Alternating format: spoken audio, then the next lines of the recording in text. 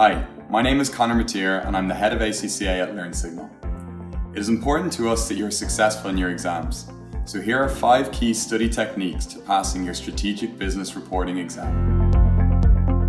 Number 1, plan your study. Make sure you have a detailed study plan and stick to it. 2, study regular and often. 60 to 90 minutes a day for 5 days is much better than one long day. 3, practice questions. Build the knowledge and practice relevant questions as you go.